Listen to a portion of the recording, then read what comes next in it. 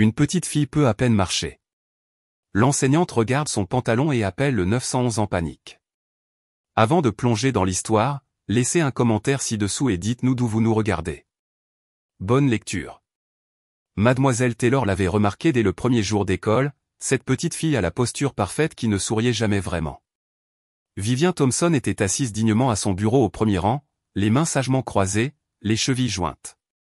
Son uniforme était immaculé, sans un pli, et ses cheveux noirs étaient tirés en un chignon serré et précis qui semblait trop adulte pour une enfant de 6 ans. Lorsqu'on l'interrogeait, elle répondait par des phrases complètes avec un vocabulaire qui surprenait même l'enseignante de première année la plus chevronnée. La métamorphose des chenilles est tout à fait fascinante, Mademoiselle Taylor, avait-elle dit lors de leur première leçon de sciences, prononçant chaque syllabe avec une précision méticuleuse, tandis que les autres enfants ricanèrent aux mots compliqués. Mais ce n'était pas le vocabulaire avancé de Vivian ou sa belle écriture qui attirait l'attention de Mademoiselle Taylor tout au long de ces premières semaines de septembre. C'était autre chose, quelque chose dans la manière prudente dont l'enfant bougeait, comme si elle était faite de verre. Pendant la récréation, tandis que les autres enfants couraient sur la cour de récréation, Vivian restait près du mur à observer, non pas avec envie ou tristesse, mais avec un étrange détachement, comme si courir était un concept étranger. « Voudrais-tu te joindre au jeu de la corde à sauter ?» avait suggéré Mademoiselle Taylor un jour, désignant un groupe de filles. Vivian avait levé les yeux avec ses sérieux yeux bruns. « Non, merci. Je préfère observer. » Quand la classe devenait bruyante, Mademoiselle Taylor remarqua que Vivian ne s'avachissait jamais sur sa chaise comme les autres enfants. Même après des heures de leçon, son dos restait d'une rigidité parfaite, bien qu'une lueur d'inconfort traversât parfois son visage avant de disparaître rapidement derrière cette expression agréablement étudiée. C'est au cours de la 3e semaine que Mademoiselle Taylor commença à prendre des notes. De petites choses, en fait, comment Vivian demandait à utiliser les toilettes à des moments inhabituels, revenant toujours l'air un peu plus à l'aise. Comment elle changeait son poids assise mais ne se détendait jamais complètement. Comment elle ramenait des déjeuners intacts chez elle dans sa boîte à bento coûteuse, affirmant qu'elle n'avait pas particulièrement faim ce jour-là. Ce mercredi particulier, Mademoiselle Taylor observa Vivian manœuvrer prudemment entre les bureaux pendant le temps de rangement, se déplaçant avec cette même grâce délibérée qui semblait si anormale chez une enfant de son âge. Lorsqu'un camarade de classe la bouscula accidentellement, le visage de Vivian devint livide pendant une fraction de seconde avant que ce masque agréable ne reprenne sa place. « Ça va, Vivian ?» demanda Mademoiselle Taylor, s'approchant doucement. « Oui, Mademoiselle Taylor. »« Je vais parfaitement bien », répondit automatiquement la petite fille. Mais elle n'allait pas bien. Alors que les enfants sortaient en file pour la récréation, Mademoiselle Taylor vit Vivian s'arrêter près de son casier, une petite main atteignant derrière elle pour ajuster quelque chose sous sa jupe d'uniforme, son visage se tordant brièvement avant de se lisser à nouveau. Mademoiselle Taylor la suivit dehors, observant l'enfant marcher lentement le long de la lisière de la cour de récréation, maintenant cette posture anormalement parfaite malgré un inconfort évident. Quelque chose n'allait pas, et elle ne pouvait plus l'ignorer. Elle s'approcha de Vivian près de la clôture, s'agenouillant pour la regarder dans les yeux. « Ma chérie, tu as l'air mal à l'aise aujourd'hui. Est-ce que quelque chose te tracasse? Quelque chose avec quoi je peux t'aider ?» Pendant un instant, le masque de Vivian tomba complètement.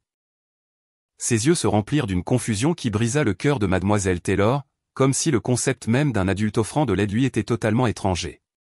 La petite fille regarda autour d'elle, puis se pencha légèrement. Sa voix baissa au chuchotement, et les mots qu'elle prononça glaça le sang de Mademoiselle Taylor. « Est-ce que tous les papas font ça ?» Mademoiselle Taylor sentit son cœur s'arrêter, puis s'emballer. « Font quoi, ma puce ?» Mais aussi vite qu'elle était apparue, la vulnérabilité de Vivian disparut. Elle se redressa, cette posture parfaite revenant, et afficha son sourire étudié. « Rien, Mademoiselle Taylor. Je vais bien, parfaitement bien. » Mais Mademoiselle Taylor en savait plus. Et à cet instant, elle promit silencieusement à cette étrange petite fille formelle qu'elle découvrirait ce qui se cachait derrière ces mots si soigneusement choisis. Mademoiselle Taylor ne pouvait pas se sortir de l'esprit la question chuchotée de Vivian. Pour le reste de la journée, elle observa l'enfant avec une attention renouvelée, remarquant comment elle grimaçait légèrement en s'asseyant après la récréation, comment elle gardait son dos rigide, même lorsque les autres enfants s'étalaient confortablement sur le tapis de lecture. Ce soir-là, Mademoiselle Taylor commença un carnet. En haut de la première page, elle écrivit « Vivian Thompson » et le souligna 2 fois.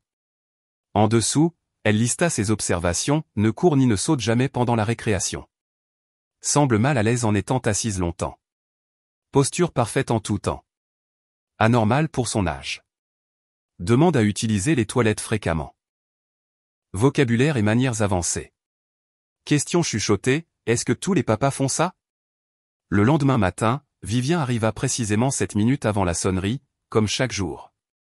La voiture noire et élégante de son père s'arrêta au trottoir, et mademoiselle Taylor observa par la fenêtre de la classe le chauffeur ouvrir la porte. Monsieur Thompson émergea le premier, grand, impeccablement vêtu d'un costume sur mesure, ses cheveux poivre et sel parfaitement coiffés. Il était beau de cette manière sophistiquée qui trahissait une fortune ancienne et un toilettage méticuleux. Lorsque Vivien sortit, son père posa une main sur son épaule. Même de loin, mademoiselle Taylor put voir comment l'enfant redressa immédiatement sa posture en réponse à son toucher. Il y avait quelque chose de rodé dans la façon dont elle leva le menton et redressa ses petites épaules. « Bonjour, monsieur Thompson », appela mademoiselle Taylor, sortant pour les accueillir. « Je voulais vous parler des progrès de Vivien. Y a-t-il eu un problème ?» Sa voix était agréable, concernée, la voix d'un père aimant. « Pas du tout. Elle est exceptionnelle, » répondit mademoiselle Taylor, regardant son visage se détendre. « Je me demandais simplement si vous aviez un moment pour discuter de quelques activités d'enrichissement. Elle est assez avancée. J'ai peur d'avoir des réunions toute la journée, dit-il en regardant sa montre. Peut-être une autre fois. Mon assistante peut arranger quelque chose. Bien sûr, sourit mademoiselle Taylor, puis baissa les yeux vers Vivien. J'adore tes chaussures aujourd'hui. Elles ont l'air confortables. Une lueur de quelque chose, de confusion, traversa le visage de Vivien avant qu'elle ne réponde « Merci, mademoiselle Taylor. Elles sont neuves. Papa dit que de bonnes chaussures sont essentielles pour le développement d'une posture correcte. » Monsieur Thompson rayonna de fierté. Nous nous concentrons beaucoup sur le bon développement à la maison, n'est-ce pas, princesse? Vivien acquiesça docilement. Oui, papa. Eh bien, je dois y aller, dit-il, regardant à nouveau sa montre.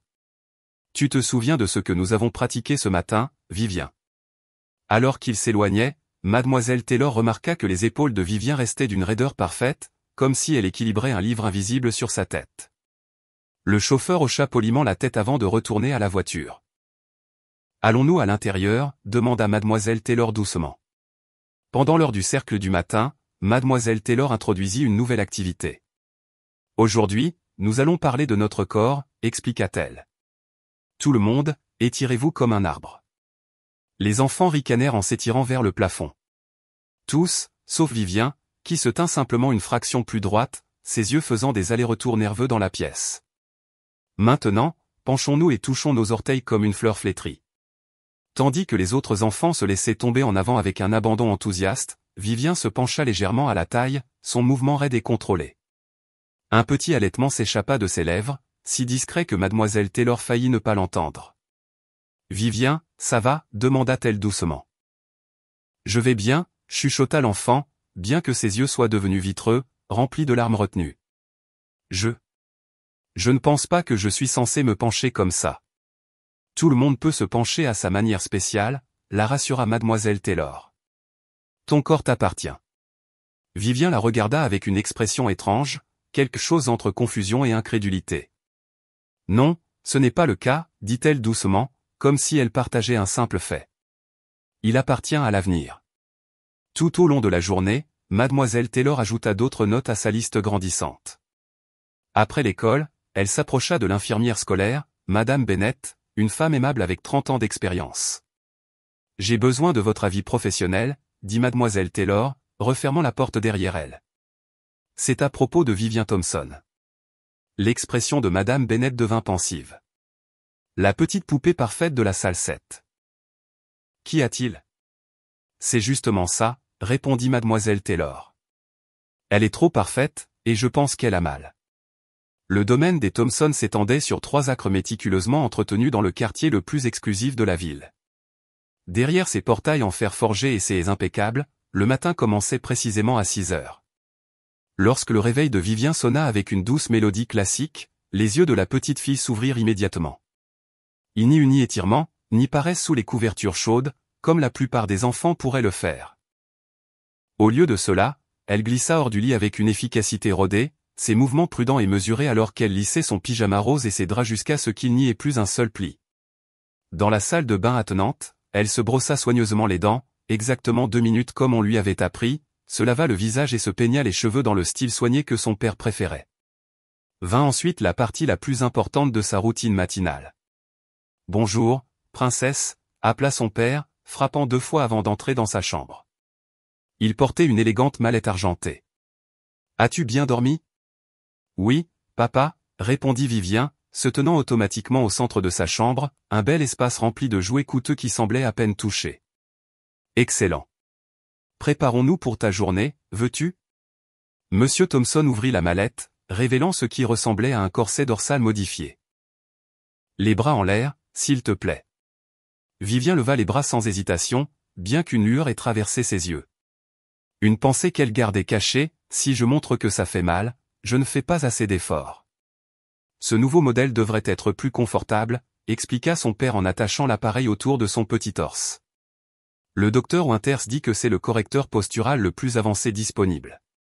Tu as beaucoup de chance d'avoir accès à de tels outils de développement de pointe.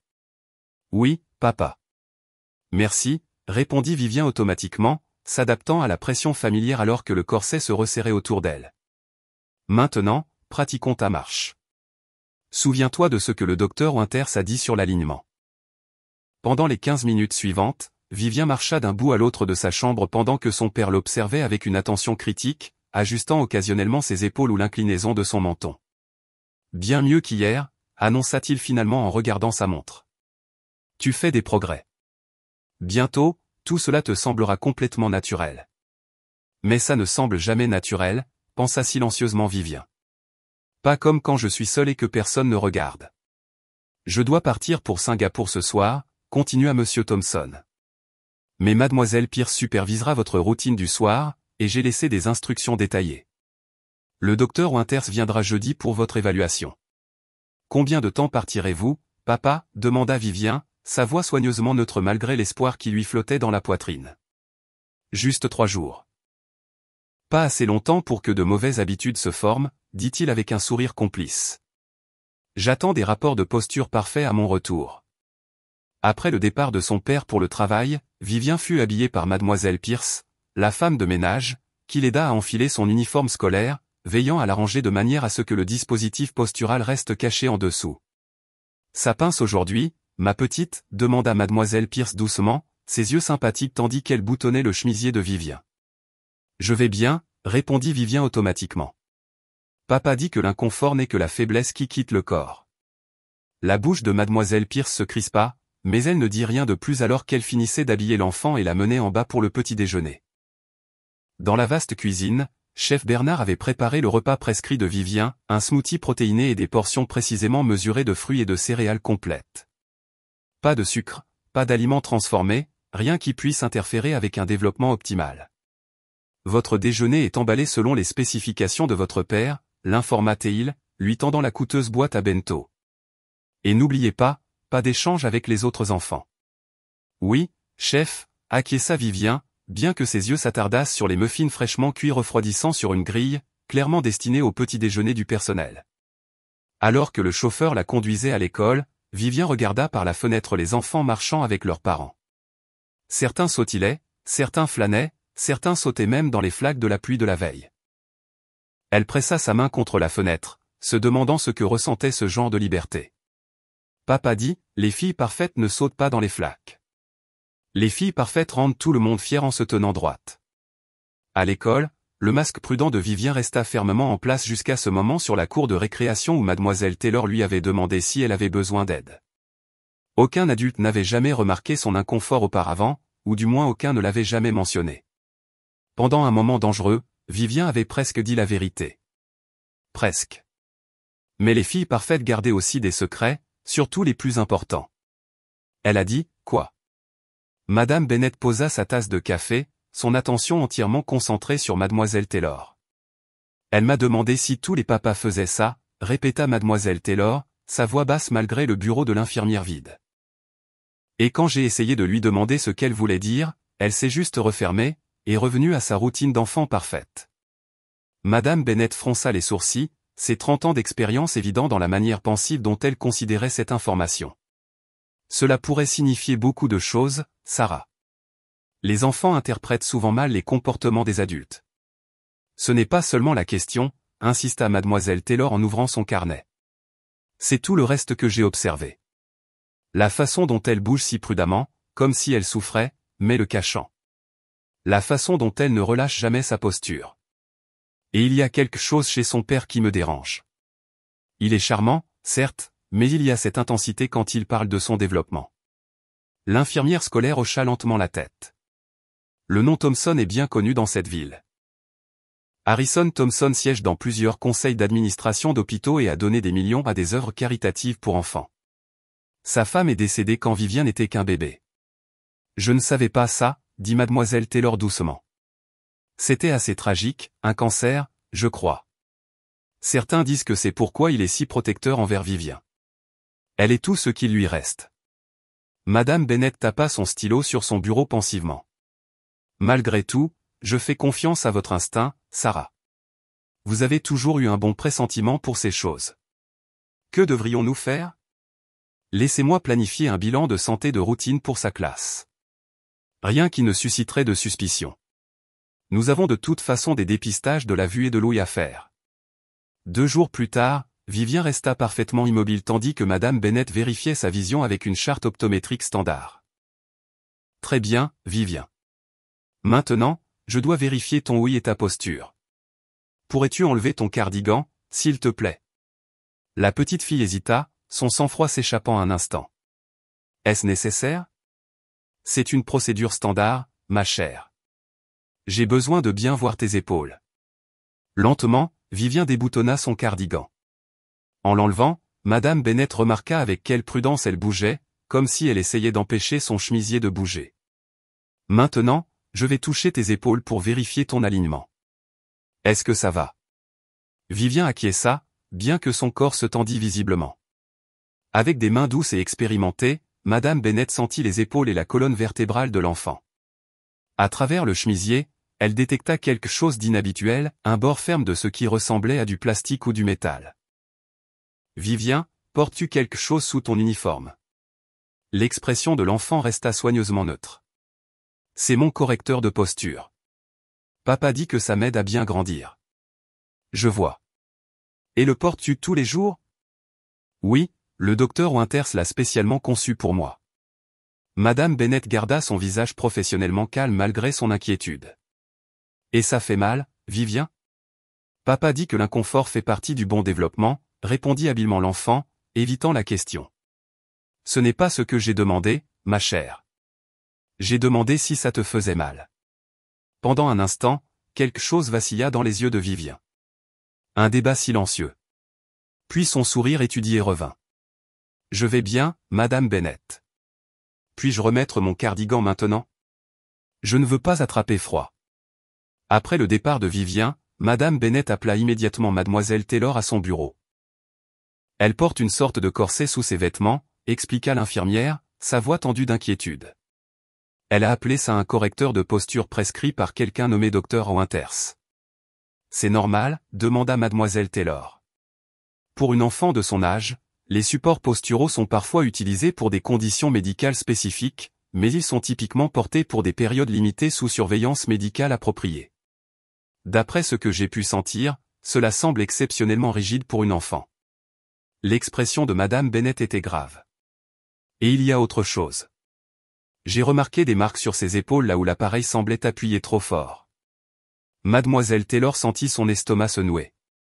Alors, que faisons-nous? Nous devons contacter la conseillère scolaire et éventuellement les services à l'enfance, mais nous devons agir avec prudence. Harrison Thompson est un homme puissant avec des relations dans toute la ville. Je me fiche de qui il est, dit fermement Mademoiselle Taylor. Si sa fille est victime de mauvais traitements, quelqu'un doit intervenir. Je suis d'accord, mais nous avons besoin de plus d'informations avant de porter des accusations formelles. Pourriez-vous consigner des observations détaillées pour le reste de la semaine? Documenter tout, symptômes physiques, choses qu'elle dit, toute interaction avec son père. Alors que Mademoiselle Taylor retournait à sa classe, elle trouva Vivien assise seule à son bureau pendant que les autres enfants jouaient à un jeu pendant le temps libre. « Voudrais-tu les rejoindre » demanda mademoiselle Taylor doucement.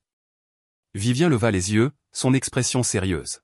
« Je ne sais pas comment jouer à ce jeu, je pourrais te l'apprendre. » La petite fille regarda les enfants rieurs, et pendant un instant son masque tomba. L'envie traversa son visage avant qu'elle ne se compose rapidement. « Non, merci. Papa dit que je devrais me concentrer sur des activités éducatives pendant les heures d'école. » Mademoiselle Taylor s'assit au petit bureau à côté d'elle. « Vivien, tu sais que tu peux tout me dire, n'est-ce pas? Si quelque chose te tracasse ou si tu as des questions sur ce qui est normal. » Les yeux de l'enfant s'écarquillèrent légèrement avant qu'elle ne baisse les yeux vers ses mains parfaitement croisées. « Je vais bien, mademoiselle Taylor. »« Parfaitement bien. » Mais le léger tremblement dans sa voix racontait une histoire complètement différente. Madame Winters des services à l'enfance arriva le lundi matin, vêtue d'un tailleur bleu marine qui parvenait à être à la fois professionnel et accessible. Avec son sourire chaleureux et son doux comportement, elle n'avait pas l'air de quelqu'un qui traitait régulièrement des cas difficiles, ce qui était précisément la raison pour laquelle elle excellait dans son travail. « Merci de m'avoir rencontré », dit-elle à mademoiselle Taylor et madame Bennett dans la salle de conférence. « J'ai examiné votre rapport initial. Parlez-moi davantage de vos observations. » Mademoiselle Taylor partagea son carnet rempli de notes détaillées de la semaine passée, comment Vivien ne se changeait jamais pour le cours de gymnastique avec les autres enfants. Comment elle grimaçait en se penchant pour ramasser un crayon tombé. Comment elle mangeait précisément 3 bouchées de déjeuner avant de remballer soigneusement le reste. Hier, pendant le cours d'art, elle ne voulait pas s'asseoir par terre avec les autres, ajouta mademoiselle Taylor. Quand j'ai demandé pourquoi, elle a dit que s'asseoir par terre n'est pas une pratique posturale appropriée. Madame Winters hocha la tête pensivement. Les enfants répètent souvent des phrases qu'ils ont entendues de figures d'autorité. A-t-elle mentionné ce docteur Winters qu'elle consulte avec son père? Seulement que ce docteur a conçu son correcteur de posture, répondit madame Bennett. J'ai vérifié auprès de collègues de l'hôpital pour enfants. Il n'y a aucun spécialiste pédiatrique de ce nom dans notre région. J'aimerais observer Vivien dans son environnement de classe, dit madame Winters, sans attirer l'attention, bien sûr. Cet après-midi-là, madame Winters s'assit tranquillement à l'arrière de la salle 7, un presse-papier à la main, ostensiblement en train d'évaluer les méthodes d'enseignement. En réalité, ses yeux expérimentés ne quittèrent jamais Vivien.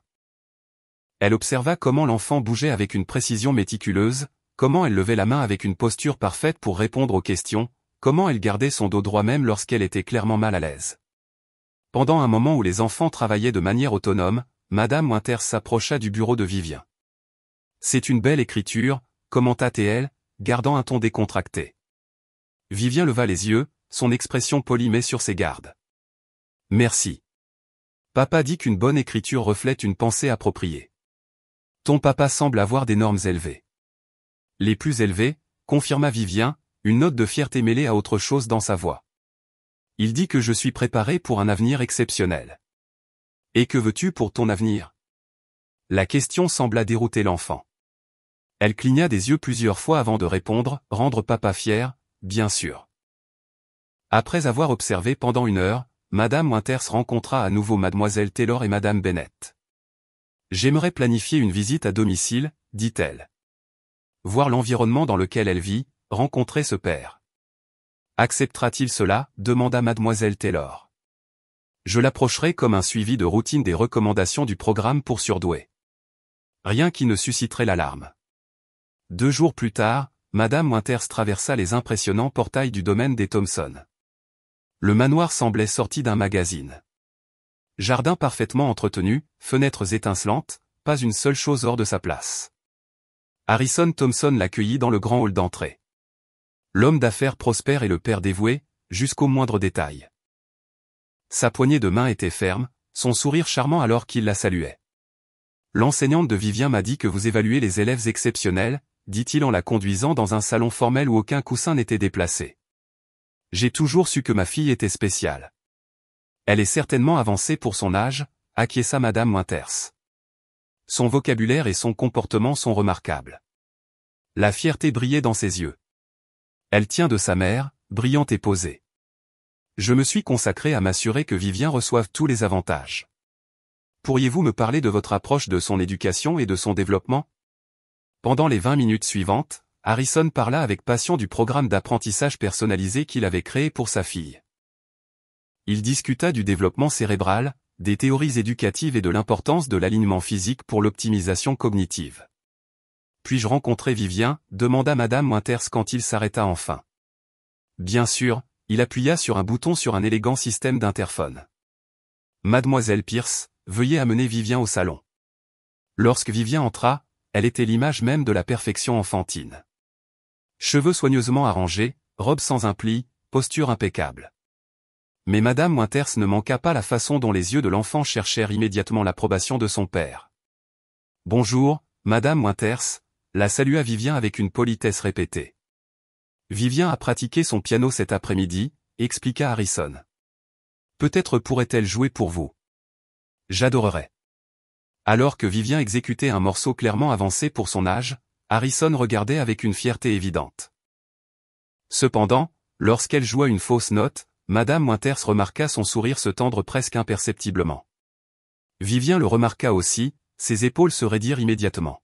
« Tiens-toi droite, Vivien », lui rappela-t-il doucement en touchant son épaule. « Souviens-toi de ce que nous avons pratiqué. » L'enfant s'ajusta instantanément, bien que Madame Winters ait capté l'éclair d'inconfort sur son visage. Lorsque la visite se poursuivit jusqu'à la chambre de Vivien, un espace plus adapté à une exposition muséale qu'à une retraite d'enfants, Madame Winters maintint son comportement professionnel malgré ses inquiétudes croissantes. « Votre maison est charmante », dit-elle à Harrison, alors qu'elle concluait la visite. « Merci d'avoir été si accommodant. »« Tout pour l'éducation de Vivien », répondit-il en douceur. « Je suppose que cela signifie qu'elle sera considérée pour le programme avancé. »« Nous sommes toujours en phase d'évaluation », répondit Madame Winters avec prudence. « Je vous contacterai bientôt. » Alors qu'elle s'éloignait du domaine des Thompson, Madame Winters appela immédiatement sa superviseure. « Je dois planifier une évaluation complète », dit-elle fermement et rapidement. « Vivien, as-tu déjà eu une fête d'anniversaire ?» demanda Mademoiselle Taylor décontractément pendant le déjeuner, assise à côté de la petite fille qui arrangeait méthodiquement sa nourriture intacte en section parfaite. Vivien leva les yeux, la confusion traversant brièvement son visage. « J'ai des observations d'anniversaire, bien sûr. » Des observations ? Mademoiselle Taylor garda son ton léger, bien que son cœur se serrât à l'étrange formulation. Oui, papa apporte un cupcake protéiné spécial avec une bougie et nous passons en revue mes progrès de développement de l'année précédente. La voix de Vivien ne portait aucune tristesse, seulement une acceptation factuelle. Puis il me donne quelque chose d'éducatif pour marquer l'occasion. Cela semble très structuré, dit Mademoiselle Taylor avec prudence. Et les amis ? As-tu déjà eu des rendez-vous de jeu après l'école ? La fourchette de Vivien s'arrêta en l'air. Papa dit que le développement social vient après que les fondations physiques et intellectuelles sont établies. J'aurai des interactions avec des pairs sélectionnés quand je serai prête. Mademoiselle Taylor prit note mentalement de cette réponse ainsi que de la manière rodée dont elle fut délivrée, comme si elle récitait de mémoire. Quels jeux aimes-tu jouer à la maison ? Encore une fois, cette lueur de confusion. Je ne joue pas à des jeux. J'ai des activités de développement. Et quand tu es seul dans ta chambre ? Que fais-tu pour t'amuser ? Vivien baissa la voix, regardant autour d'elle comme si elle partageait un secret. Parfois, quand personne ne regarde, je danse un peu. Juste de petits mouvements. Les filles parfaites ne sont pas censées sautiller. Mais parfois, mon corps en a juste envie. La confession, si innocemment délivrée, fit mal au cœur de Mademoiselle Taylor. Tout le monde a besoin de bouger librement parfois, Vivien, c'est tout à fait normal. Ça ne semble pas normal, chuchota l'enfant. Ça semble faux, comme si je brisais une règle importante. Pendant ce temps, dans le bureau du directeur de l'école, une conversation très différente avait lieu. Harrison Thompson était assis en face du directeur Morris, sa posture aussi parfaite que celle de sa fille, son expression préoccupée mais contrôlée. Je crois comprendre qu'il y a eu des questions concernant le développement physique de Vivien, dit-il en posant un portfolio en cuir sur le bureau. J'ai apporté son dossier médical complet pour dissiper toute confusion. Le directeur Maurice ouvrit le portfolio, trouvant des documents soigneusement organisés avec des en-têtes officielles et une terminologie médicale. Vivien a une condition congénitale affectant son développement musculo-squelettique, expliqua Harrison. Ce sont ses dossiers de traitement et les recommandations de spécialistes. Je vois, dit le directeur Maurice en parcourant les documents d'apparence impressionnante, y compris ce dispositif postural qu'elle porte. Précisément. C'est un correcteur orthopédique personnalisé développé spécifiquement pour sa condition. La voix d'Harrison était douce et raisonnable. Sans un soutien approprié pendant ces années de développement crucial, elle pourrait faire face à de graves limitations physiques plus tard dans sa vie. Et ce docteur Winters qui supervise son traitement? Docteur Alexander Winters. C'est un spécialiste qui consulte en privé pour des patients sélectionnés. Ses méthodes sont de pointe, pas encore grand public, mais très efficaces. Le sourire d'Harrison était confiant. Je n'ai ménagé aucune dépense pour les soins de ma fille. Le directeur Maurice fronça légèrement les sourcils. Monsieur Thompson, j'espère que vous comprenez que notre préoccupation vient d'un souci pour Vivien. Notre personnel a remarqué qu'elle semblait parfois mal à l'aise. Bien sûr, et j'apprécie leur attention, répondit Harrison en douceur. Les interventions médicales impliquent souvent un certain inconfort, comme les appareils dentaires. L'inconvénient temporaire prévient les problèmes à vie. Après le départ d'Harrison, le directeur Maurice appela Mademoiselle Taylor et Madame Bennett à son bureau, ainsi que Madame Winters des services à l'enfance. Il avait des documents pour tout, expliqua-t-il, leur montrant le portfolio. Dossiers médicaux, recommandations de spécialistes, même des courbes de croissance. Puis-je, demanda Madame Winters en examinant attentivement les papiers. Ceux-ci ont l'air officiels, mais j'aimerais les vérifier auprès de l'ordre des médecins. Il semblait réellement préoccupé par le bien-être de Vivien, ajouta le directeur Maurice. Pas du tout comme quelqu'un qui aurait quelque chose à cacher. Les situations les plus préoccupantes impliquent souvent des personnes qui croient qu'elles font ce qu'il faut, répondit Madame Winters avec prudence. Même lorsque leurs méthodes sont nocives. De retour en classe, les enfants travaillaient sur un devoir concernant les familles. Mademoiselle Taylor marchait entre les bureaux, s'arrêtant derrière Vivien, qui dessinait avec une précision méticuleuse. C'est beau, Vivien. C'est ta maison? L'enfant acquiesça. Oui, et ça c'est papa, et Mademoiselle Pierce, et chef Bernard. Où es-tu sur l'image? Vivien montra une petite silhouette droite debout à côté de son père. Contrairement aux autres figures qui avaient des membres arrondis et des poses décontractées, cette figure était dessinée comme un bâton parfait, d'une raideur impeccable, les bras à des angles précis. Pourquoi t'es-tu dessiné différemment des autres? Demanda Mademoiselle Taylor doucement.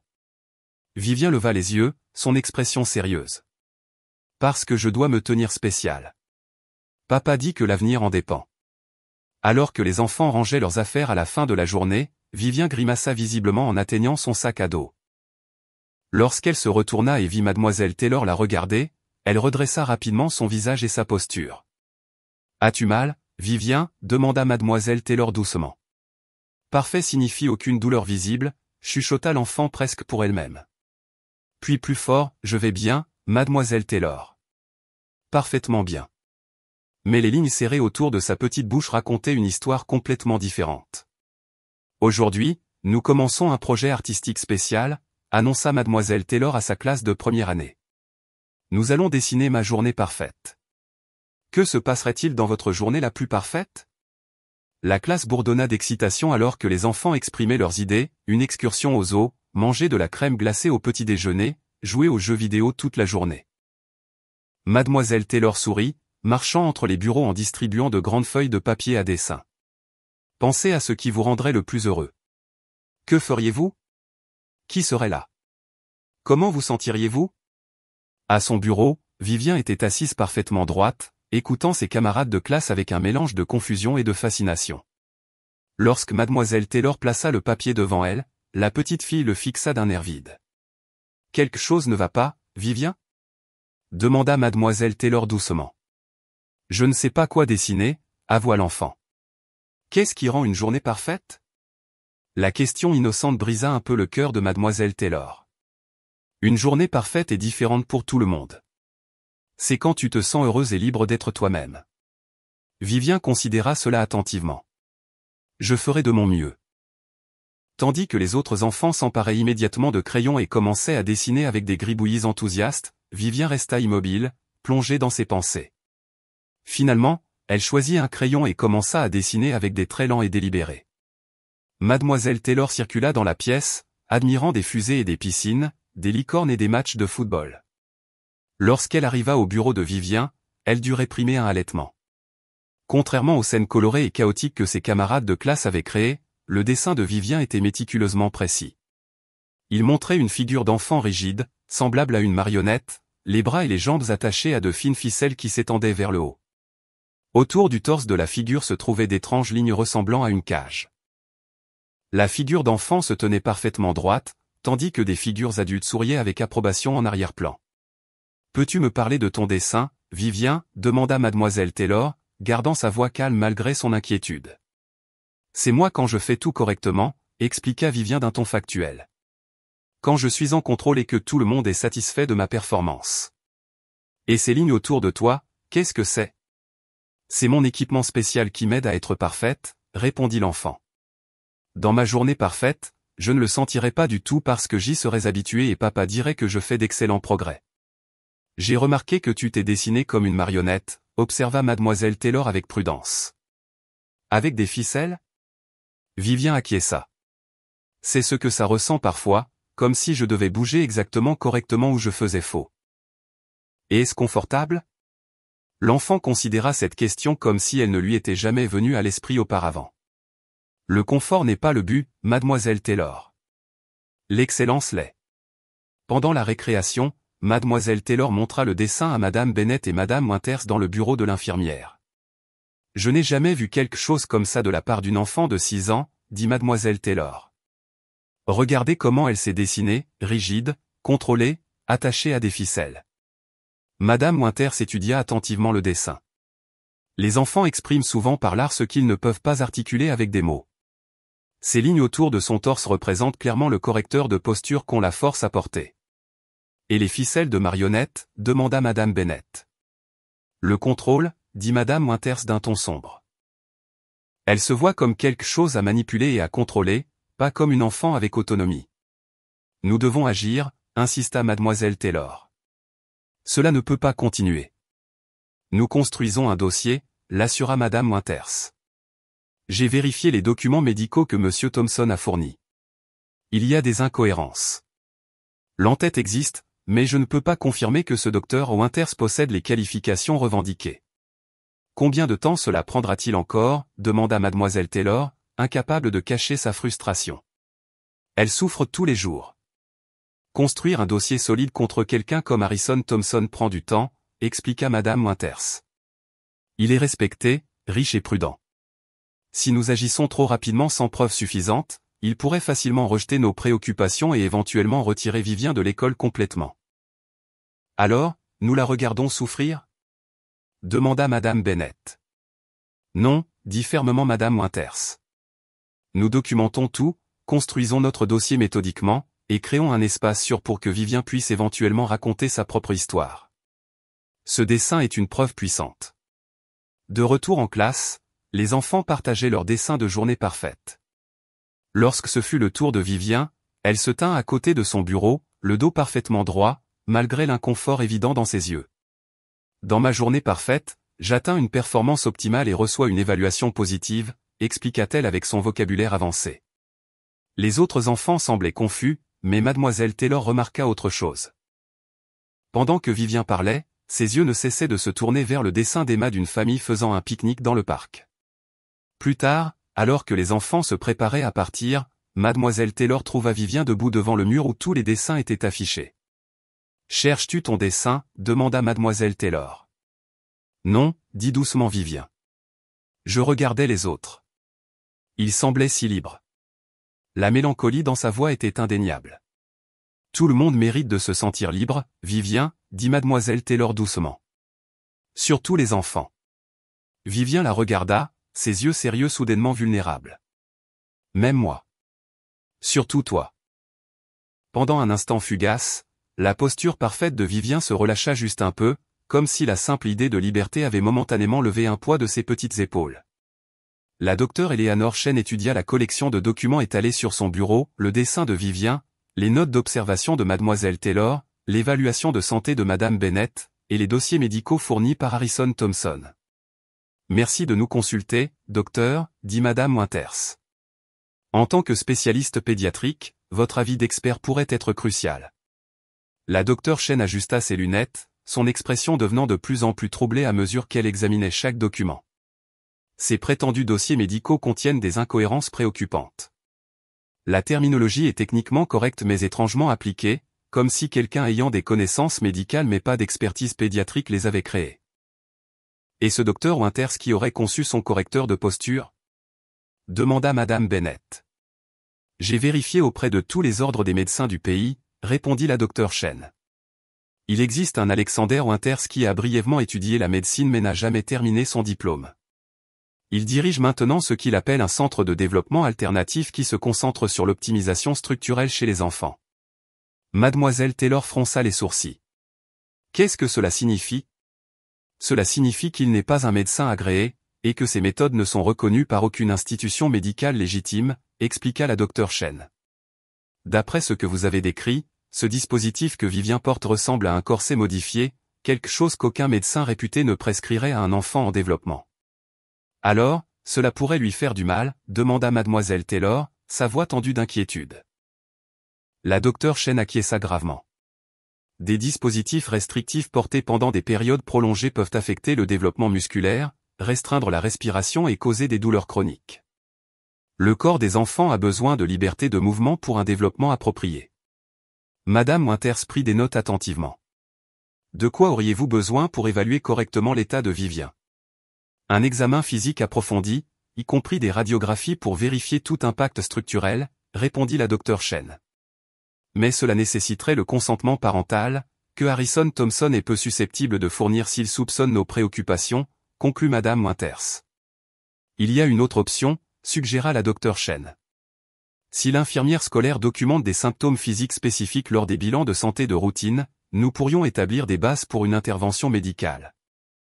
Le lendemain, Madame Bennett a effectué des dépistages de la vue pour toute la première année. Quand ce fut le tour de Vivien, l'infirmière fut particulièrement minutieuse. « Je remarque que tu déplaces beaucoup ton poids, Vivien, » commenta Madame Bennett décontractément.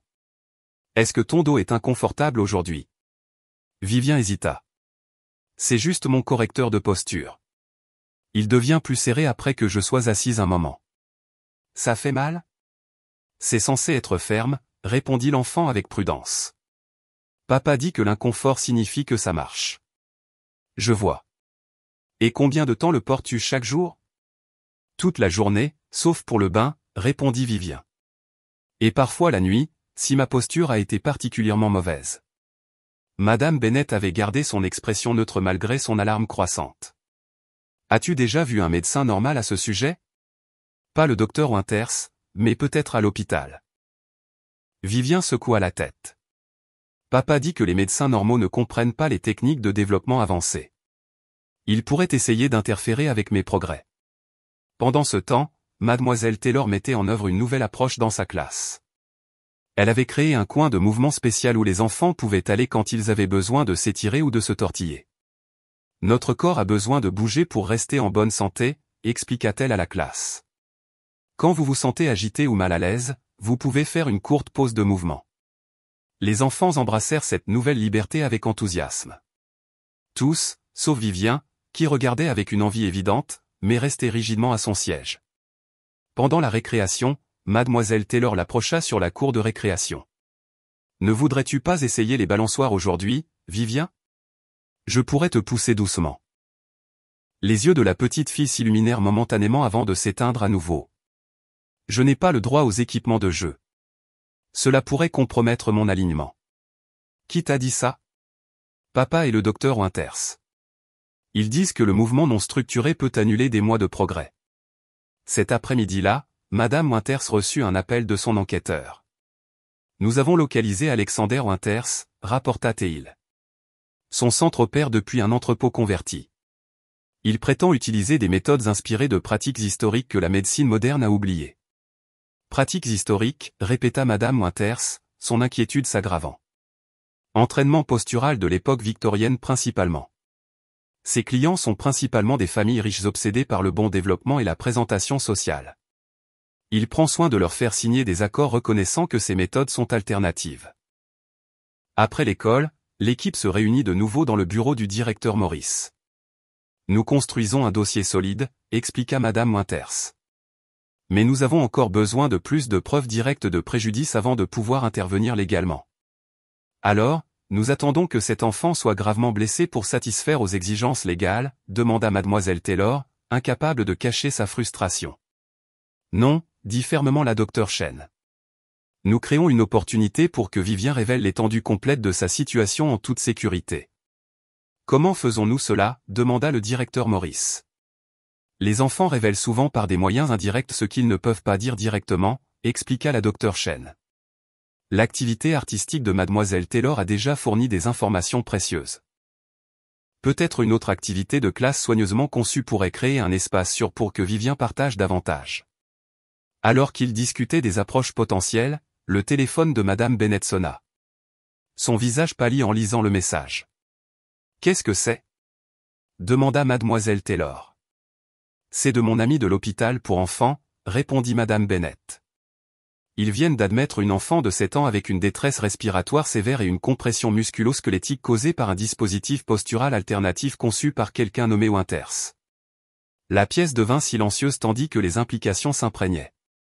Leur fenêtre pour aider Vivien venait de se rétrécir considérablement. Mademoiselle Taylor observa Vivien, debout au bord de la salle de classe, fixant l'étagère de livres. Le livre de poésie préféré de l'enfant se trouvait sur l'étagère du haut, juste hors de portée. Pendant plusieurs minutes, Vivien resta simplement là, parfaitement droite dans sa posture inconfortable, regardant le livre avec envie, mais ne faisant aucun mouvement pour l'attraper. D'autres enfants auraient grimpé sur une chaise, demandé de l'aide à un ami, ou appelé l'enseignante. Mais Vivien attendait, comme si elle s'attendait à ce que le livre vienne à elle par pure patience. Ce fut un petit moment, mais il cristallisa tout ce que Mademoiselle Taylor avait observé. Vivien avait été entraîné à ne pas demander d'aide, à ne pas s'adapter, à ne pas résoudre les problèmes de manière indépendante, mais seulement à endurer l'inconfort en silence. « Vivien, as-tu besoin de quelque chose » demanda finalement Mademoiselle Taylor. L'enfant sursauta légèrement.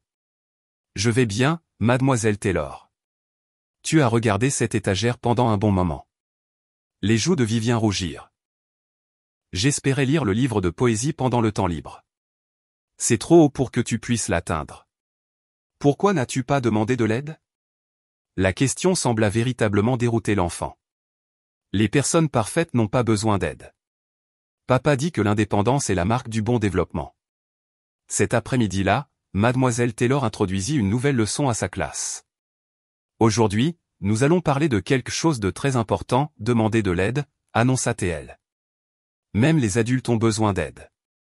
Parfois, les médecins demandent l'aide des infirmières pendant les opérations. Les pompiers ne travaillent jamais seuls. Même le président a des aides. Les enfants écoutèrent avec intérêt tandis que Mademoiselle Taylor expliquait que le fait d'avoir besoin d'aide n'était pas une faiblesse, mais une partie normale de l'être humain. Maintenant, nous allons pratiquer, continua-t-elle. J'ai caché différents objets dans la pièce, et chacun de vous recevra une carte vous indiquant ce qu'il faut trouver. Certains sont faciles à atteindre, d'autres sont délicats. Si vous avez besoin d'aide, vous devez demander à un ami ou à moi. L'activité remplit rapidement la classe d'une énergie collaborative alors que les enfants s'aidaient mutuellement à atteindre les étagères ou à regarder sous les tables. Tous, sauf Vivien, qui resta immobile à son bureau, fixant sa carte avec une expression troublée. Mademoiselle Taylor s'approcha doucement. « Que dit ta carte, Vivien ?» Elle dit de trouver le marqueur rouge à l'intérieur de l'armoire d'art, répondit l'enfant doucement. Mais l'armoire est fermée à clé. Alors, que pourrais-tu faire ? Le front de Vivien se fronça de confusion. Attendre qu'elle soit ouverte. Ou tu pourrais demander de l'aide, suggéra Mademoiselle Taylor doucement. Voudrais-tu essayer ? Quelque chose comme la peur vacilla sur le visage de l'enfant. Je ne sais pas comment. Avec de doux encouragements, Mademoiselle Taylor aida Vivien à formuler la simple question. Pourriez-vous m'aider à ouvrir l'armoire, s'il vous plaît ? Lorsque Mademoiselle Taylor produisit immédiatement la clé avec un sourire chaleureux, Vivien parut stupéfaite, comme si elle avait découvert un raccourci magique qu'elle ignorait exister. Après l'activité, Mademoiselle Taylor rassembla les enfants en cercle sur le tapis de lecture. Comme toujours, Vivien resta à son bureau, incapable de s'asseoir par terre à cause de son dispositif restrictif. « Que avons-nous appris aujourd'hui » demanda Mademoiselle Taylor à la classe. Demander de l'aide, c'est bien. Le travail d'équipe rend les choses plus faciles. Tout le monde a besoin d'aide parfois. Les réponses enthousiastes des enfants remplirent la pièce. Mademoiselle Taylor remarqua Vivien observant attentivement, absorbant chaque mot. Plus tard, pendant le temps de lecture individuelle, Mademoiselle Taylor s'agenouilla à côté du bureau de Vivien. « Que as-tu pensé de notre leçon aujourd'hui » demanda-t-elle doucement. Vivien regarda autour d'elle pour s'assurer que personne n'écoutait. Est-il vraiment vrai que les gens parfaits demandent de l'aide? Absolument. En fait, savoir quand demander de l'aide fait partie de la sagesse. L'enfant considéra ce concept révolutionnaire. À la maison, demander de l'aide signifie que j'ai échoué. Échouer à quoi, Vivien? À être indépendante, à être convenable, à être. Sa voix tomba au chuchotement. Digne de l'investissement. Mademoiselle Taylor garda son expression calme malgré les sonnettes d'alarme retentissant dans son esprit. Qu'est-ce que cela signifie? Digne de l'investissement? Papa dit qu'il investit du temps et des ressources dans mon développement. Si je n'obtiens pas de résultats optimaux, l'investissement est gâché. Vivien récita cela comme si c'était parfaitement normal. Parfait signifie aucune douleur visible. Parfait signifie se tenir droite même quand le correcteur fait mal. C'était la chose la plus proche que Vivien ait dite pour reconnaître directement sa souffrance. Mademoiselle Taylor reconnut le moment crucial pour ce qu'il était. Vivien, dit-elle doucement. Et si je te disais qu'aucun enfant ne devrait avoir à cacher sa douleur, que les choses qui te mettent mal à l'aise pourraient en fait ne pas t'aider du tout? Les yeux de la petite fille s'écarquillèrent. Mais papa et le docteur Winters disent. Parfois, même les parents peuvent se tromper, dit Mademoiselle Taylor avec prudence. Surtout quand ils reçoivent des conseils de personnes qui ne sont pas de vrais médecins. La confusion voilà le visage de Vivien. Le docteur Winters n'est pas un vrai médecin? Nous ne pensons pas. Non. L'enfant se tut, traitant cette révélation. Finalement, elle chuchota, s'il n'est pas un vrai médecin, pourquoi papa le croit-il? Parfois, les gens croient des choses parce qu'ils le veulent, pas parce qu'elles sont vraies, expliqua Mademoiselle Taylor. Ton père veut ce qu'il y a de mieux pour toi, mais il pourrait se tromper sur la manière d'y parvenir. La posture parfaite de Vivien vacilla légèrement alors qu'elle se penchait. Mademoiselle Taylor, chuchota-t-elle. Parfois, je n'arrive pas à respirer correctement quand mon correcteur est trop serré. C'est normal? La tranquille admission glaça le sang de Mademoiselle Taylor. Non, Vivien, ce n'est pas normal, et ce n'est pas acceptable. Pour la première fois, une larme coula sur la joue de l'enfant. Je pensais que c'était juste moi qui étais faible. Mademoiselle Taylor lutta pour maîtriser ses propres émotions. Cette petite percée était exactement ce dont elles avaient besoin, mais cela lui brisait le cœur qu'il ait fallu si longtemps pour y parvenir. La berline noire aux vitres teintées s'arrêta au domaine des Thompson précisément à 14h15. Madame Winters sortit, accompagnée de l'officier Claire Rodriguez dans son uniforme de police civile et de la docteure Eleanor Chen portant une mallette médicale. Souvenez-vous, prévint Madame Winters alors qu'elle s'approchait de l'imposante porte d'entrée. Il s'agit officiellement d'un contrôle de bien-être, pas d'une enquête. Nous sommes ici pour nous assurer que l'environnement de Vivien est sûr et sain. La porte s'ouvrit avant qu'elle ne puisse sonner. Mademoiselle Pierce, la femme de ménage, les salua avec un sourire contraint. Monsieur Thompson vous attend. Veuillez me suivre. Le grand hall d'entrée résonna de leurs pas alors qu'elles étaient conduites à travers le manoir. Tout était immaculé, de qualité musée. Des œuvres d'art ornaient les murs. Des lustres en cristal scintillaient au-dessus, et pas une seule trace de poussière ne pouvait être vue sur aucune surface. Pourtant, malgré son opulence, la maison semblait étrangement stérile, plus une salle d'exposition qu'un foyer. Harrison Thompson les attendait dans son bureau, se levant de derrière un bureau antique avec un charme exercé. Madame Winters, quelle surprise inattendue, et vous avez de la compagnie. Monsieur Thompson, voici l'officier Rodriguez et la docteure Chen. Nous effectuons un contrôle de bien-être de routine dans le cadre de notre processus de suivi. S'il était alarmé par leur présence, Harrison ne le montra pas, bien sûr, bien que j'aurais aimé que vous appeliez à l'avance. Vivien a sa leçon de piano dans la salle de musique. Voudriez-vous des rafraîchissements pendant que Mademoiselle Pierce va la chercher? Ce ne sera pas nécessaire, répondit fermement l'officier Rodriguez. Nous préférerions voir Vivien dans son environnement habituel d'abord, si vous le permettez. Une lueur de quelque chose, d'agacement, d'inquiétude, traversa le visage d'Harrison avant que son masque agréable ne revienne. Comme vous voulez. Par ici, s'il vous plaît. Il les mena à travers des couloirs tapissés de photographies. Non pas des clichés de famille, mais des portraits formels. Madame Winters remarqua quelque chose d'étrange.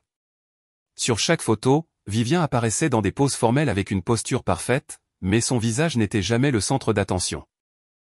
Certaines photos étaient artistiquement floues. D'autres la capturaient de dos ou de profil, comme si son identité était secondaire à sa présentation. La salle de musique était un grand espace avec des fenêtres allant du sol au plafond et un piano à queue noire étincelant. Vivien était assise parfaitement droite sur le banc, ses petits doigts se déplaçant méthodiquement sur les touches tandis qu'un instructeur âgé comptait le temps à côté d'elle. Vivien, appela Harrison, nous avons des visiteurs. Veuillez les saluer correctement. L'enfant arrêta immédiatement de jouer et se leva, ses mouvements prudents et mesurés alors qu'elle s'approchait. Bonjour, récita-t-elle avec une politesse répétée. Bienvenue chez nous. La docteure Chen s'agenouilla à la hauteur de l'enfant. Bonjour, Vivien. Je suis la docteure Chen. Je suis pédiatre, un médecin qui aide les enfants à rester en bonne santé. Les yeux de Vivien s'écarquillèrent légèrement au mot « docteur », jetant un bref regard vers son père. Ces dames ont quelques questions pour vous, expliqua Harrison en douceur. Je serai juste ici tout le temps. En fait, intervint l'officier Rodriguez. Nous aimerions parler à Vivien en privé pendant quelques minutes. Procédure standard. Le sourire d'Harrison se crispa. Je ne me souviens pas avoir accepté cela. Monsieur Thompson, dit calmement Madame Winters, refuser un entretien de bien-être standard pourrait soulever des préoccupations qui pourraient nécessiter des mesures plus formelles. La menace implicite planait dans l'air. Après un moment de tension, Harrison acquiesça sèchement. Très bien. Je serai dans la pièce adjacente. Vivien, garde ton sang-froid. Une fois qu'il fut parti, la docteure Chen sourit chaleureusement à l'enfant. Vivien, voudrais-tu me montrer ta chambre? J'aimerais voir où tu dors et où tu joues. Bien sûr, répondit Vivien automatiquement, bien que sa voix manquât d'enthousiasme. La chambre de l'enfant était aussi parfaite que le reste de la maison. Des meubles coûteux, des jouets éducatifs rangés précisément sur des étagères, des livres organisés par taille. Rien n'était déplacé. Rien ne semblait avoir été utilisé pour jouer. C'est une belle pièce, commenta l'officier Rodriguez. Aimes-tu y passer du temps? J'y ai mon programme de développement, répondit Vivien, ne répondant pas tout à fait à la question. Papa dit qu'un environnement approprié favorise une croissance appropriée.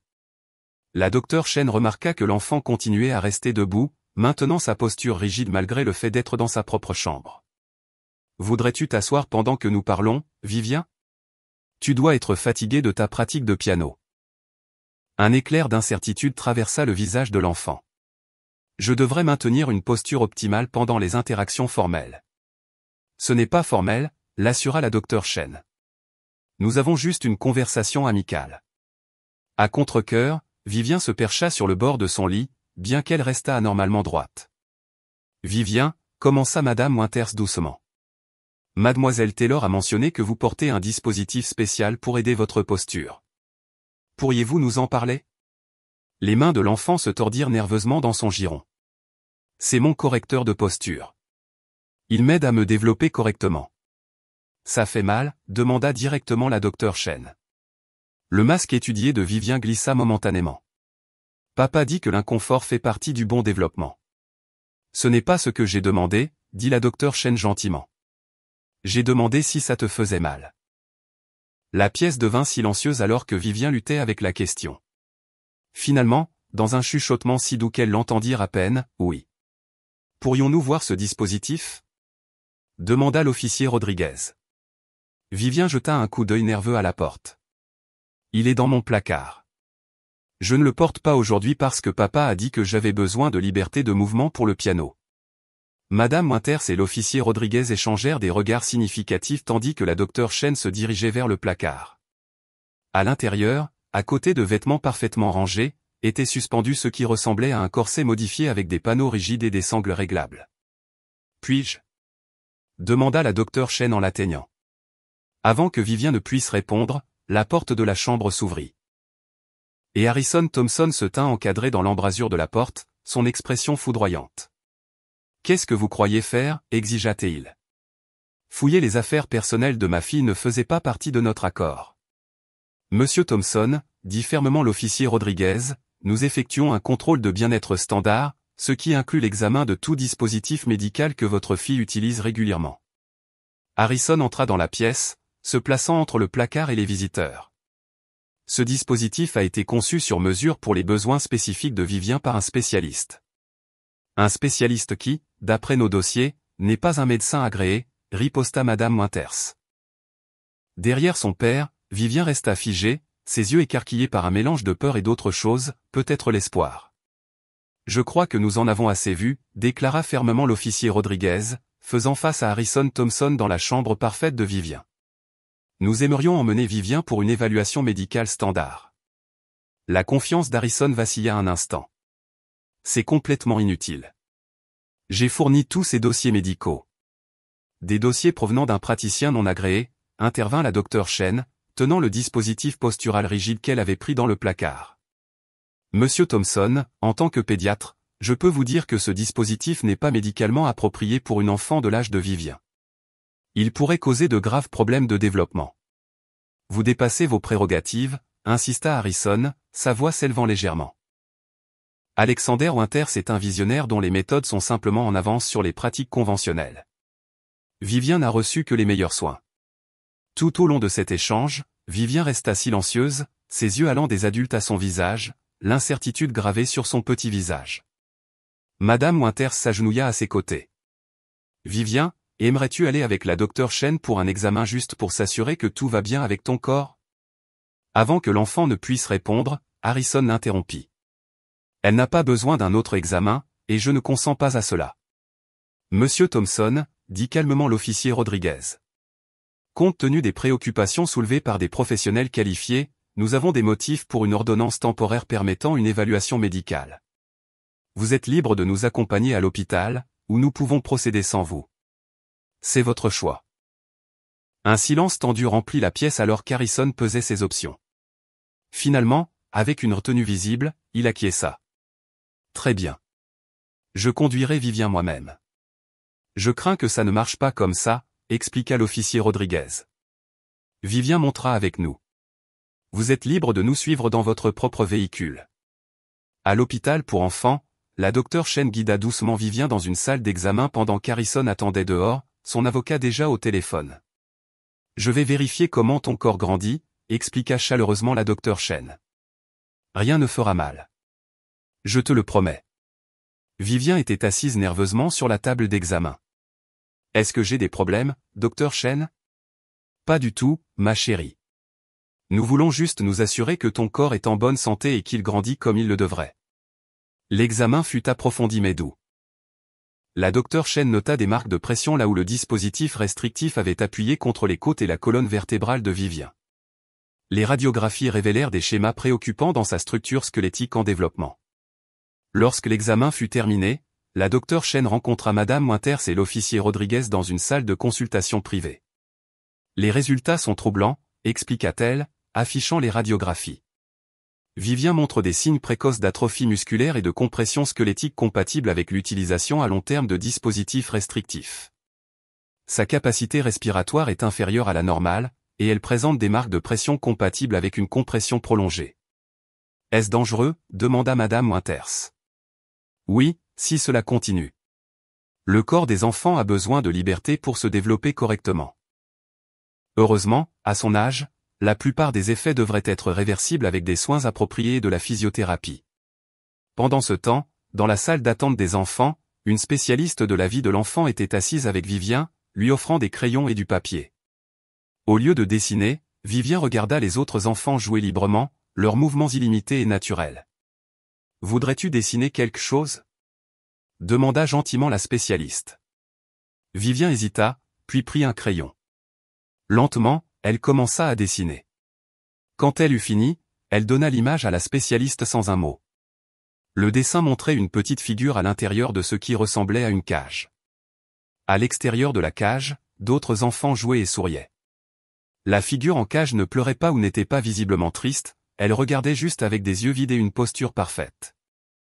Lorsque la spécialiste montra ce dessin à la docteure Chen et aux autres, leur détermination se renforça. C'est ainsi qu'elle se voit, dit tranquillement Madame Winters, en cage et séparée de l'enfance normale. La docteure Chen acquiesça gravement. L'épreuve physique combinée à cette perspicacité psychologique nous donne ce dont nous avons besoin. Il est temps de passer à l'étape suivante. Chapitre 12. Le point de rupture. Le lendemain matin, Harrison Thompson fit irruption à l'école élémentaire Franklin. Son costume sur mesure était toujours impeccable, mais son calme habituel était visiblement absent. Il se dirigea directement vers le bureau du directeur Morris, ignorant à peine la tentative de la secrétaire de l'arrêter. « Je retire Vivien immédiatement », annonça-t-il, plaçant une enveloppe sur le bureau. Ce sont les papiers de transfert pour sa nouvelle école, une académie privée qui comprend les méthodes de développement progressive. Le directeur Morris resta calme. « Monsieur Thompson, asseyez-vous, s'il vous plaît. Nous devons d'abord discuter de certaines questions. » Il n'y a rien à discuter. Après le dépassement de pouvoir scandaleux d'hier, j'ai perdu toute confiance en cette institution. À ce moment-là, Madame Winters entra avec l'officier Rodriguez. « Monsieur Thompson, je suis contente que vous soyez là. Nous devons parler des résultats de l'évaluation médicale. » La mâchoire d'Harrison se serra. « Mes avocats sont déjà en train de traiter cet examen non autorisé. » Le docteur Winters a fourni une réfutation complète de l'évaluation dépassée de la docteure Chen. Pendant que cette confrontation se déroulait dans le bureau du directeur, Mademoiselle Taylor menait une activité de classe spéciale sur les émotions. Les enfants étaient assis en cercle, chacun à leur tour tirant des cartes d'émotions et partageant leurs sentiments. « Je me sens heureux quand ma maman fait des crêpes », partagea un garçon. « J'ai peur pendant les orages », ajouta une fille avec détresse. Lorsque ce fut le tour de Vivien, elle fixa sa carte en silence. « Quelle émotion as-tu eue, Vivien » demanda Mademoiselle Taylor doucement. « La douleur » lut l'enfant tranquillement. « Mais ce n'est pas vraiment une émotion, n'est-ce pas ? La douleur peut être physique ou émotionnelle, expliqua Mademoiselle Taylor. Peux-tu penser à un moment où tu as ressenti de la douleur ? La posture habituellement parfaite de Vivien sembla soudainement exiger un effort considérable. Elle jeta un coup d'œil vers la porte de la classe, puis de nouveau vers Mademoiselle Taylor, son petit visage tendu d'indécision. « C'est bon », l'assura Mademoiselle Taylor. « C'est un endroit sûr. » Quelque chose en Vivien sembla alors s'effondrer, comme un barrage qui cède après avoir trop longtemps retenu. « Je ressens de la douleur tous les jours », chuchota T.L., sa voix tremblante. « Le correcteur me serre si fort parfois que je ne peux pas respirer correctement. Quand je dors avec, je fais de mauvais rêves où je suis piégé. Je pensais que c'était normal que tous les enfants devaient porter un équipement spécial pour grandir correctement. » La classe devint silencieuse alors que Vivien continuait. Chaque mot venant plus vite que le précédent, comme si elle craignait d'être arrêtée. « Papa dit que c'est pour mon avenir, mais ça fait mal maintenant. » Le docteur Winters continue de le resserrer. « Il me mesure chaque semaine pour voir si je développe la bonne forme. Si je me plains, papa dit que je suis ingrate pour toute l'attention spéciale que je reçois. » Mademoiselle Taylor s'agenouilla à ses côtés, le cœur brisé par ce flot d'honnêteté. « Vivien, ce que tu décris n'est pas normal ni sain. » Ça ne l'est pas, une confusion authentique remplit les yeux de l'enfant. « Mais papa dit. »« Ton père veut ce qu'il y a de mieux pour toi, » dit Mademoiselle Taylor avec prudence. « Mais les méthodes qu'il utilise sont nocives, pas utiles. » Des larmes montèrent aux yeux de Vivien, peut-être sa première véritable expression émotionnelle depuis le début de l'école. « Parfois, je veux juste courir et jouer comme les autres enfants. » Est-ce mal ? Non, ma chérie. C'est exactement ce que tu devrais faire. Madame Bennett, qui observait tranquillement depuis l'embrasure de la porte, s'avança. « Vivien, voudrais-tu venir avec moi, s'il te plaît ? Il y a des gens qui ont besoin d'entendre ce que tu viens de partager. » Dans le bureau du directeur Morris, la discussion animée s'arrêta lorsque Madame Bennett entra avec Vivien. Les yeux de l'enfant s'écarquillèrent à la vue de son père. « Papa, dit-elle, sa voix petite mais ferme. Je leur ai parlé de mon correcteur et de la façon dont il me fait mal. » Le visage d'Harrison pâlit. « Vivien, nous en avons discuté. L'inconfort temporaire mène à l'excellence permanente. » Madame Winters s'avança. « Monsieur Thompson. Sur la base des preuves médicales et maintenant du témoignage de Vivien, nous mettons en œuvre des mesures de protection temporaire. Vivien sera placé sous surveillance pendant qu'une évaluation complète de sa situation familiale sera menée. Pour la première fois, Harrison Thompson parut vraiment ébranlé. Vous ne pouvez pas faire ça. C'est ma fille. Une fille qui mérite de grandir en bonne santé et sans douleur constante, déclara fermement l'officier Rodriguez. Tandis que les adultes continuaient de discuter des procédures légales, Vivien se tint tranquillement aux côtés de mademoiselle Taylor, sa posture parfaite se relâchant finalement légèrement comme si un poids invisible avait commencé à se soulever de ses petites épaules. La lumière du soleil pénétrait par de grandes fenêtres, projetant des motifs chaleureux sur le tapis coloré où jouaient les enfants. De vives fresques ornaient les murs, et des étagères débordaient de livres et de jouets. C'était la maison Marigold, un centre spécialisé pour enfants où Vivien resterait temporairement pendant que les procédures légales se poursuivaient. Ce sera ta chambre, expliqua Madame Winters, montrant à Vivien un espace joyeux avec un lit douillet, un bureau et une bibliothèque. Tu peux l'arranger comme tu veux. Vivien se tint dans l'embrasure de la porte, son expression un mélange de confusion et d'émerveillement. Je peux changer où les choses vont. Bien sûr, c'est ton espace. L'enfant fit lentement le tour de la pièce, touchant le doux couvre-lit, examinant les animaux en peluche rangés sur une étagère, regardant dans le placard où pendaient des vêtements simples et confortables. « Où est mon correcteur de posture » demanda-t-elle doucement. « Tu n'en auras plus besoin » expliqua Madame Winters gentiment. « La docteure Chen dit que ton corps a besoin de bouger librement maintenant. » Le front de Vivien se fronça. « Mais sans ça, comment vais-je me développer correctement ? En jouant, en courant, en grimpant, et en étant simplement une enfant, répondit Madame Winters. C'est ainsi que les corps grandissent naturellement forts et en bonne santé. Plus tard cet après-midi-là, Vivien rencontra les autres enfants séjournant à la maison Marigold. La plupart étaient là pour des soins temporaires pendant que leur situation familiale était réglée. Contrairement à l'interaction formelle axée sur la réussite à laquelle elle était habituée, ces enfants jouaient librement, leur rire résonnant dans la salle commune. Une fille amicale nommée Zoé s'approcha. « Tu veux jouer au bloc avec nous ? Nous construisons un château. » Vivien hésita, se tenant parfaitement droite comme toujours. « Je ne sais pas comment. »« C'est facile. Tu les empiles comme tu veux, » expliqua Zoé, en montrant l'exemple en plaçant un bloc sur un autre. Il n'y a pas de mauvaise façon de faire. Le concept de « pas de mauvaise façon » était révolutionnaire pour Vivien. Avec prudence, elle ramassa un bloc, le tournant dans ses mains comme s'il s'agissait d'un artefact précieux et inconnu. Madame Patel, l'une des psychologues pour enfants du centre, observa de près. « Voudrais-tu essayer de t'asseoir sur le tapis avec les autres, Vivien ? » Encore une fois, cette hésitation. « J'ai le droit. » Bien sûr, tu peux t'asseoir comme tu te sens à l'aise. Lentement, Vivien s'abaissa sur le tapis, son mouvement raide et incertain. Elle plaça son bloc soigneusement sur la structure grandissante, puis leva les yeux avec surprise lorsque les autres enfants applaudirent. « Bien joué » s'exclama Zoé. « Maintenant, mets en un autre. » Pour la première fois depuis des années peut-être, Vivien commença à se détendre juste un peu. Alors qu'elle se concentrait sur la simple joie de construire quelque chose sans règle ni attente. Ce soir-là, alors que Madame Patel aidait Vivien à se préparer pour le lit, elle remarqua que l'enfant bougeait toujours avec une précision minutieuse, comme si des contraintes invisibles subsistaient même si le dispositif physique était parti. « Comment se sent ton corps sans le correcteur » demanda-t-elle doucement. Vivien considéra sérieusement cette question. Différent, plus léger, mais aussi effrayé. Effrayé ? Peux-tu m'en dire plus à ce sujet ? Comme si je pouvais tomber en morceaux sans lui, avoua l'enfant. Papa disait toujours qu'ils me tenaient ensemble. Correctement. Madame Patel s'assit sur le bord du lit. Ton corps sait comment se tenir ensemble naturellement, Vivien. Les muscles ont juste besoin de temps pour se souvenir comment faire. Le lendemain, Mademoiselle Taylor vint la voir, apportant une carte signée par les camarades de classe de Vivien.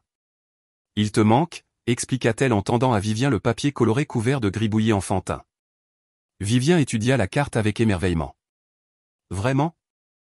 Vivien sembla sincèrement surprise que quelqu'un puisse remarquer son absence. « Bien sûr. Tu fais partie de notre famille de classe. » « Quand pourrai-je retourner à l'école ? » « Bientôt, promit Mademoiselle Taylor. Les adultes s'occupent de s'assurer que tout est sûr et sain pour toi.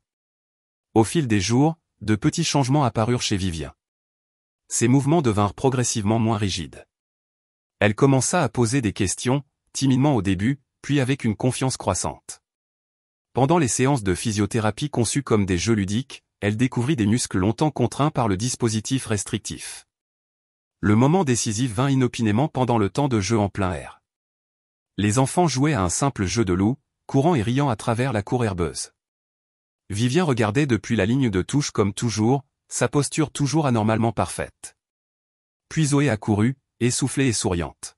« Viens, Vivien. Tu vas taguer. »« Je ne cours pas, » déclara automatiquement Vivien. « Tout le monde peut courir, » insista Zoé, lui prenant la main. « Et c'est juste. » Quelque chose changea dans l'expression de Vivien, une étincelle de curiosité l'emportant sur des années de contrainte. Hésitante, elle fit un pas en avant, puis un autre, et soudain elle se déplaçait sur l'herbe dans un demi-jogging maladroit. Ses mouvements étaient mal coordonnés, mais indéniablement libres. Son premier sourire authentique éclata sur son visage alors qu'elle s'écriait « Je cours. Regardez-moi. Je cours vraiment. » Les adultes supervisant le terrain de jeu échangèrent des regards émus alors qu'ils étaient témoins de ce petit mais profond triomphe, une enfant qui retrouvait son droit de simplement être une enfant. Inspirez profondément comme si vous sentiez une belle fleur, instruisit Madame Rachel, la physiothérapeute pédiatrique. Vivien inspira, sa poitrine se dilatant plus pleinement qu'elle ne l'avait fait depuis des années. Maintenant, expirez lentement comme si vous souffliez doucement sur une bougie. L'enfant expira, ses épaules se relâchant à chaque souffle. Excellent travail, loua Madame Rachel. Ta respiration devient plus forte chaque jour. 3 semaines s'étaient écoulées depuis l'arrivée de Vivien à la maison Marigold, 3 semaines d'exercices doux, d'activités de mouvements ludiques et de redécouverte progressive des capacités naturelles de son corps. Les changements physiques étaient remarquables. Sa posture était toujours droite, mais plus rigide. Ses mouvements étaient de plus en plus fluides à mesure que les muscles tendus retrouvaient lentement leur fonction naturelle. Mais la guérison émotionnelle était encore plus profonde. Vivien avait commencé à rire, un vrai son spontané qui jaillissait inopinément pendant les jeux ou les histoires drôles. Elle posait constamment des questions, sa curiosité naturelle enfin libérée. Et parfois, quand elle pensait que personne ne regardait, elle tournait en rond juste pour ressentir la simple joie du mouvement sans contrainte. « Mademoiselle Rachel » demanda Vivien alors qu'elle terminait leur séance. « Mon corps sera-t-il un jour normal comme celui des autres enfants ? » « Ton corps est déjà parfaitement normal, » l'assura Madame Rachel. « Il a juste besoin de temps pour se remettre d'avoir été maintenu trop immobile trop longtemps, comme un papillon qui a été dans son cocon. Il faut un peu de temps pour que les ailes se déploient correctement. » Plus tard cet après-midi-là, Mademoiselle Taylor arriva pour sa visite régulière, apportant les travaux scolaires de Vivien et des nouvelles de ses camarades de classe. « Tu nous manques pendant notre cercle », dit Mademoiselle Taylor alors qu'elles étaient assises ensemble dans la lumineuse bibliothèque du centre. « Emma demande de tes nouvelles tous les jours. »« Vraiment ?» Vivien sembla sincèrement surprise que quelqu'un puisse remarquer son absence. « Bien sûr, les amis se soucient les uns des autres. » Le mot « ami » fit sourire Vivien. C'était encore nouveau pour elle, ce concept de connexion basé sur le simple plaisir plutôt que sur la performance ou la réussite. Alors qu'elle travaillait sur des exercices d'orthographe, Mademoiselle Taylor remarqua que Vivien ne s'asseyait plus avec une précision douloureuse. Elle maintenait toujours une bonne posture, mais maintenant elle se penchait en avant avec intérêt, changeait de position quand elle était mal à l'aise, et même repliait une jambe sous elle, tous des mouvements normaux qui avaient été impossibles avec son dispositif restrictif. « J'ai des nouvelles », dit Mademoiselle Taylor quand elles eurent terminé la leçon. « Le tribunal a pris des décisions concernant ta situation. » L'expression de Vivien devint sérieuse. « Je rentre à la maison ?»« Pas encore », expliqua Mademoiselle Taylor gentiment. « Le juge estime que ton père a besoin de plus de temps pour apprendre le développement sain de l'enfant. Il suit des cours spéciaux et travaille avec des experts qui l'aident à mieux comprendre comment soutenir ta croissance. »« Il est en colère contre moi ?» demanda Vivien, sa voix petite. « Non, ma chérie. Il est triste de ce qui s'est passé, mais il n'est pas en colère. En fait, il apprend beaucoup sur la façon d'être un meilleur père. » Dans une autre partie de la ville, Harrison Thompson était assis en face de la docteure Eleanor Chen dans un bureau lumineux du centre de bien-être familial. Fini son costume impeccable, remplacé par des vêtements décontractés qui le rendaient d'une certaine manière plus humain, plus vulnérable. Je croyais sincèrement l'aider, dit-il, sa voix rauque d'émotion. Après la mort de sa mère, je suis devenu obsédé par l'idée de donner à Vivien un avenir parfait, comme si je pouvais la protéger de tout en la rendant sans défaut. Les enfants ne sont pas censés être sans défaut, répondit doucement la docteure Chen. Ils sont censés être des enfants. Désordonnés, grandissant, apprenant, parfois tombant, mais toujours se relevant. Harrison acquiesça lentement, les contours durs de son perfectionnisme s'adoucissant progressivement au fil de ses séances hebdomadaires. Quand puis-je la voir? Bientôt. Nous organisons une visite supervisée. Mais d'abord, j'aimerais que vous regardiez des vidéos des séances de physiothérapie de Vivien. Il est important que vous voyiez comment son mouvement naturel revient et à quel point cela la rend heureuse. Ce soir-là, alors que Madame Patel aidait Vivien à se préparer pour le lit, l'enfant posa une question qui lui trottait visiblement dans la tête. Mon papa apprend-il à être différent? Madame Patel s'assit à côté d'elle sur le lit. Il apprend qu'il existe de meilleures façons de t'aider à grandir en bonne santé et forte, des façons qui n'impliquent ni douleur ni restriction. Vivien considéra cela pensivement. Je pense qu'il essayait de me rendre parfaite parce qu'il avait peur. Peur de quoi, Vivien? De me blesser, de faire des erreurs. La perspicacité de l'enfant était remarquable. Mais tout le monde fait des erreurs, n'est-ce pas? Même les adultes. Surtout les adultes, confirma Madame Patel avec un doux sourire.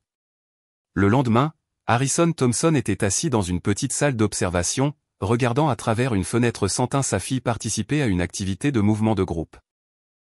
Des larmes coulaient silencieusement sur son visage alors qu'il voyait sa fille sautiller maladroitement à travers la pièce, ses mouvements non entraînés mais joyeux. Son rire débridé pour peut-être la première fois de sa vie. Lorsque la séance se termina, il tendit à Madame Winters une simple note écrite avec soin. Tu as toujours été parfaite, juste pas de la manière que je comprenais. Puis-je lui donner, demanda Madame Winters. Harrison acquiesça, incapable de parler à travers son émotion. À cet instant, en regardant la liberté retrouvée de sa fille, quelque chose en lui commença aussi à guérir. 6 mois s'étaient écoulés depuis ce jour fatidique où Vivien avait chuchoté son secret à Mademoiselle Taylor pour la première fois. 6 mois de thérapie douce, de guérison progressive et de reconstruction minutieuse du corps d'une enfant et des fondations d'une famille. Aujourd'hui, c'était la journée sportive annuelle de l'école élémentaire Franklin, une célébration du mouvement, du jeu et de la joie de l'enfance. Vivien se tenait au bord du terrain, observant les enfants s'échauffer pour les différentes activités. Elle portait un simple t-shirt et un short comme tout le monde, ses cheveux attachés en une queue de cheval décontractée au lieu du chignon sévère que son père avait autrefois insisté pour qu'elle porte. « Es-tu prête ?» demanda Mademoiselle Taylor, s'agenouillant à ses côtés. Vivien acquiesça, bien que ses yeux révélassent un mélange d'excitation et d'appréhension. « Et si je ne suis pas bonne dans les courses ?» La journée sportive ne consiste pas à être bonne, expliqua Mademoiselle Taylor. Il s'agit de s'amuser et de faire de son mieux. Depuis une zone désignée près des gradins, Harrison Thompson observait sa fille. Ses visites supervisées lui étaient désormais permises, chacune étant un pas vers la reconstruction de la confiance. L'homme qui s'était autrefois obsédé par la perfection était maintenant assis tranquillement, apprenant à apprécier quelque chose de bien plus précieux, le bonheur de sa fille. Lorsque l'annonceur appela le sprint de première année, Vivien prit sa place sur la ligne de départ. Ses camarades de classe sourirent et lui donnèrent des encouragements par des high-fives, l'ayant accueilli de nouveau des mois auparavant sans le jugement que les adultes portaient si souvent. Coureur prêt, appela le professeur d'éducation physique.